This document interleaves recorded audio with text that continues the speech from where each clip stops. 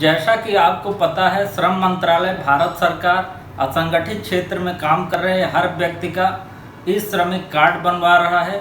तो इस वीडियो में हम आपको live step by step card बना के दिखाएंगे किस प्रकार आप घर बैठे ई श्रमिक कार्ड के लिए अप्लाई कर सकते हैं। जी हाँ दोस्तों, नमस्कार। ओपी ऑनलाइन सर्विसेज में आपका स्वागत है। अगर आप नए हैं तो हमारे चैनल को भी सब्सक्राइब कर लें और चलिए शुरू करते हैं। घर बैठे ई श्रम कार्ड बनाने के लिए आपको इस वेबसाइट में चले जाना होगा, e-shram.gov.in। इस वेबसाइट में जैसे ही जाएंगे आपको यहाँ पे रजिस्ट्रेशन का ऑप्शन दिखाई देगा, यहाँ पे आपको क्लिक करना है। क्लिक करने के बाद यहाँ पे आपको अपना मोबाइल नंबर डालना है। अगर आपका मोबाइल नंबर आधार से लिंक है तो ज़्यादा अच्छा है, तो यहाँ हम मोबाइल नंबर डाल देंगे। उसके बाद कैप्चा डालेंगे। अब यहाँ पे ये दो ऑप्शन आपको दिए गए हैं कि आप EPFO के मेंबर नहीं होने चाहिए और आपका ESIC नहीं कटना चाहिए, तो हम दोनों में नो कर देंगे। उसके बाद सेंड OTP में क्लिक करेंगे। अब आप मोबाइल में OTP आएगा, उसको यहाँ पे डाल देना है। OTP डालने के बाद सबमिट करेंगे। अब यहाँ पे आपको अपना आधार नंबर डालना है और सबमिट करेंगे। आधार नंबर डालने के बाद हम सबमिट कर देंगे। अब आपके रजिस्टर्ड मोबाइल नंबर में OTP आएगा, जो मोबाइल नंबर आपके आधार में जुड़ा होगा, और यहाँ पर हम एक बार फिर से OTP डालेंगे। उसके बाद वैलिडेट करेंगे। देखिए, जैसे ही आप वैलिडेट करेंगे यहाँ पे आपका पूरा detail as per your Aadhaar card आ जाएगा और आपके आधार से जो बैंक लिंक होगा उसका नाम भी यहाँ पे आ जाएगा, क्योंकि यहाँ पे आप केवल एक्टिव अकाउंट नंबर ही डाल सकते हैं। इसको आप एक बार वेरीफाई कर लेंगे। उसके बाद हम continue to enter other detail में जाएंगे। देखिए, यहाँ पे आपका मोबाइल नंबर लिखा होगा, आप यहाँ पर अपना ईमेल आईडी डाल देंगे। उसके बाद आपको अपना मैरिटल स्टेटस डालना है कि आप विवाहित हैं या नहीं, तो यहाँ पे डाल देंगे जो भी आपकी क्राइटेरिया है। उसके बाद आपने फादर का नाम डालना है। अब यहाँ पे आपको अपनी सोशल कैटेगरी, किस क्लास से आप बिलोंग करते हैं, ST SC OBC जनरल, यहाँ पे हम जनरल सेलेक्ट कर देंगे। उसके बाद ब्लड ग्रुप अगर पता है तो डाल दीजिए, नहीं इसको आप छोड़ सकते हैं। अब डिफरेंटली एबल्ड, मतलब अगर आप विकलांग हैं तो यस करिए, नहीं तो इसको नो रहने दीजिए। इसके बाद यहाँ पे आपको नॉमिनी का डिटेल भी डाल सकते हैं, अगर आप चाहते हैं तो यहाँ यस कर दीजिए और नॉमिनी का डिटेल डाल दीजिए। और नॉमिनी का आप यहाँ पे जेंडर सेलेक्ट कर देंगे और उससे रिलेशन आप डालेंगे। पर्सनल इंफॉर्मेशन कंप्लीट करने के बाद यहाँ पे हम सेव एंड कंटिन्यू करेंगे।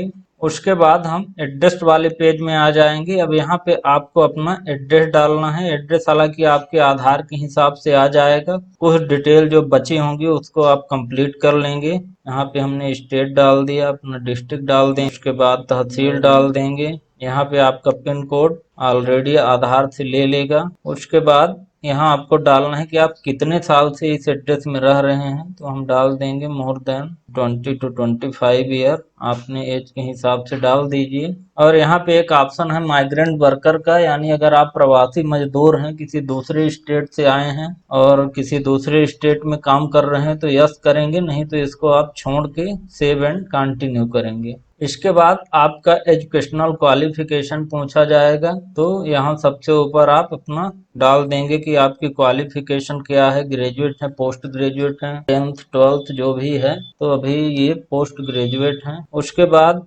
एजुकेशनल सर्टिफिकेट जो है ऑप्शनल है, अगर आप देना चाहते हैं तो दे दीजिए और नहीं देना चाहते हैं तो आप इसको छोड़ सकते हैं। उसके बाद आप मंथली इनकम डालेंगे कि आपकी मंथली इनकम कितना है, तो हम डाल देते हैं 10,000 एंड बिलो। उसके बाद इनकम सर्टिफिकेट भी ऑप्शनल है, आप इसको छोड़ सकते हैं। सेव एंड कंटिन्यू करेंगे। अब यहाँ पे आपसे ऑक्यूपेशन पूछा जाएगा कि आप क्या काम करते हैं, किस श्रेणी में आते हैं, तो आप ई श्रमिक बनवा रहे हैं, तो यहाँ पे आपको सर्च करना पड़ेगा। यहाँ से आप क्लिक करके कोड और लिस्ट देख सकते हैं।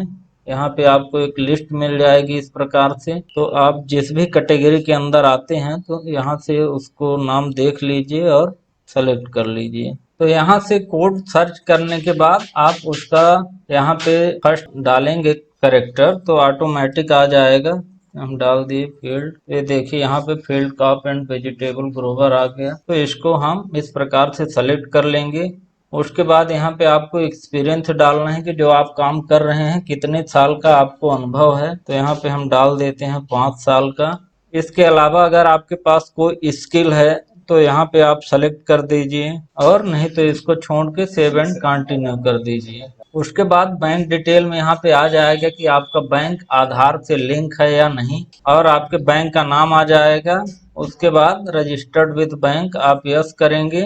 यस करके यहाँ पे आप अपना अकाउंट नंबर डाल देंगे। तो यहाँ पर आप अपना अकाउंट नंबर, उसके बाद आप अकाउंट नंबर कंफर्म करेंगे। उसके बाद अकाउंट होल्डर का नाम एज पर योर पासबुक डाल देंगे। यहाँ पे आप IFSC कोड डालेंगे, पासबुक में लिखा होगा, नहीं पता है तो यहाँ से सर्च कर लीजिए। उसके बाद बैंक का नाम और ब्रांच। बैंक डिटेल डालने के बाद इसको हम सेव एंड कंटिन्यू कर देंगे।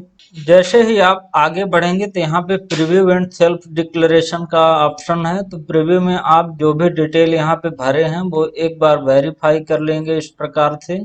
उसके बाद यहाँ पे आप डिक्लेरेशन में यस करेंगे कि जो आपने डिटेल भरी है वो आपके नॉलेज में सही है, और आप किसी भी मेंबर EFO या SIC या इनकम टैक्स पेयर नहीं हैं। उसके बाद सबमिट करेंगे। एक बार फिर से आप OTP डाल के वेरीफाई करेंगे और सबमिट कर देंगे। देखिए इस प्रकार से आपका ई-श्रम कार्ड बन जाएगा, जिसका फ्यूचर में बहुत यूज होने वाला है। तो इसको हम डाउनलोड कर लेंगे और इसको सेव कर लेंगे। उसके बाद यहाँ पे कंप्लीट रजिस्ट्रेशन। तो होप वीडियो आपको अच्छी लगी होगी। किसी भी प्रॉब्लम के लिए कमेंट के माध्यम से जरूर बताएं। मिलते हैं एक नई वीडियो के साथ, तब तक के लिए धन्यवाद।